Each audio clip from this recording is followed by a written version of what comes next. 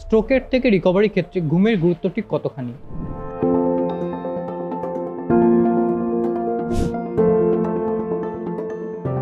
স্ট্রোকের থেকে রিকভারির জন্য মেইনলি যে ফ্যাক্টরটি কাজ করে নিউরোপ্লাস্টিসিটি। নমস্কার, আমি ডক্টর সিদ্ধার্থ অধিকারী, রিহ্যাব ফিজিশিয়ান, রিহাবানা, কলকাতা।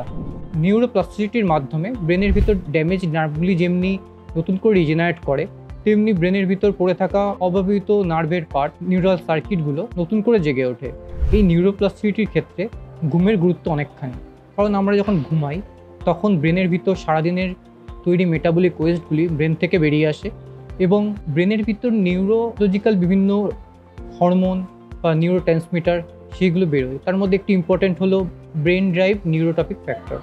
এবং আমরা সারাদিন যে জিনিসগুলি শিখি বা লার্ন করি সেগুলো আমাদের ঘুমের সময়, বিশেষত আমরা যখন গভীর ঘুমে আচ্ছন্ন থাকি সেই সময় রিভিশন হয় এবং এই লার্নিংটা তখনই কমপ্লিট হয় যখন তার সঙ্গে সঠিকভাবে পর্যাপ্ত ঘুম জুড়ে থাকে।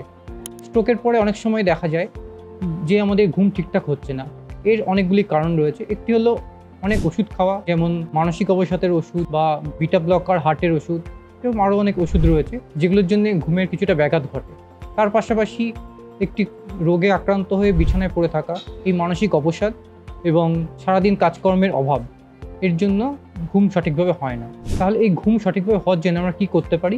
গুড স্লিপ হাইজিন মেনটেন করতে পারি। চা বা কফির মতো উচ্চ পানীয় সন্ধ্যার পরে না খাওয়া, কোনো নেশা না করা, ঘুমোতে যাওয়ার সময় মোবাইল ফোন ব্যবহার না করা, একটি নির্দিষ্ট সময়ে প্রতিদিন ঘুমোতে যাওয়া এবং ঘুমের পরিবেশটি সঠিক এবং যথাযথ রাখা।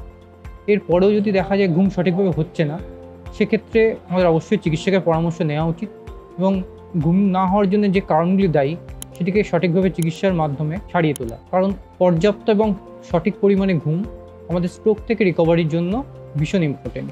নমস্কার।